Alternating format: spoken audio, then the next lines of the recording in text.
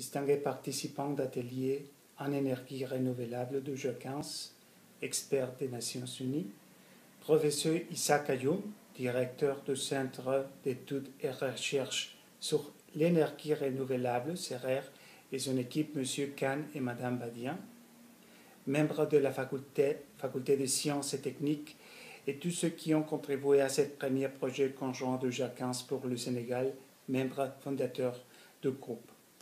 C'est pour moi un honneur, comme représentant du Mexique qui tient la coordination du groupe de travail pour la coopération sectorielle de G15, de clôturer les travaux qui sont s'est déroulé ces 3 jours selon les programmes intensifs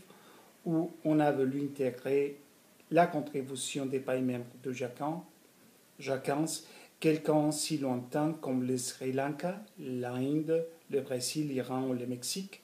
ainsi que d'autres pays qui sont prêts à partager leur expérience dans son 2e édition, espérons bien,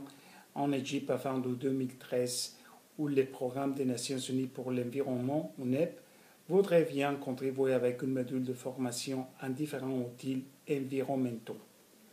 Pendant ces 3 jours, vous avez eu la présentation des meilleures pratiques en énergie renouvelable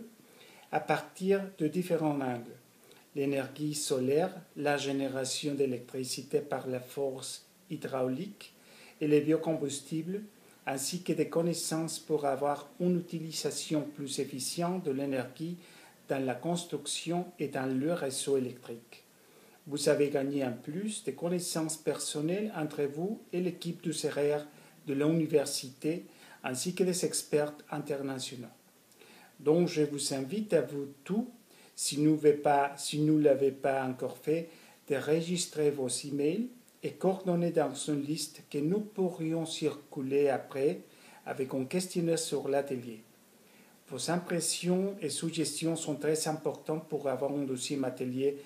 plus utile pour le Sénégal concernant le développement des projets concrets et de politiques soutenables dans ces domaines,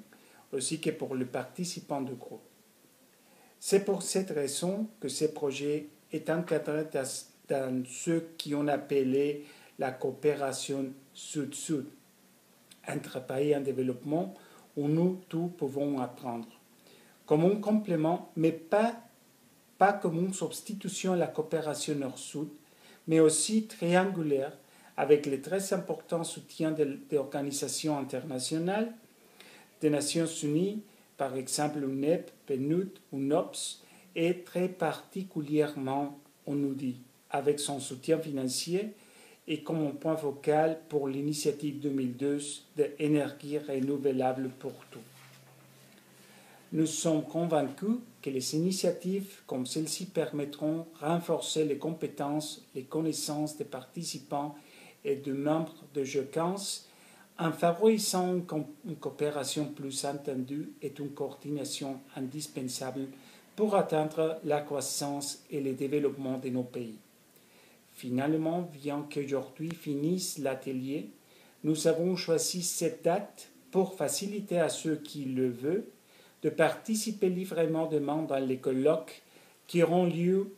dans le cadre du 5e Salon international des énergies renouvelables de l'Afrique,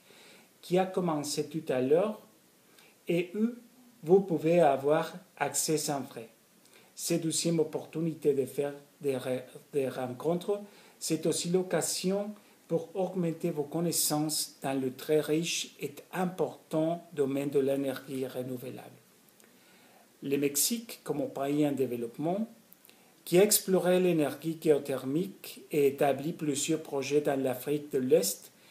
est volontiers pour partager ses connaissances dans une future occasion, en plus de l'expérience déjà partagée dans la création d'une petite entreprise en biodiesel par un jeune ingénieur mexicain, tout qu'on veut.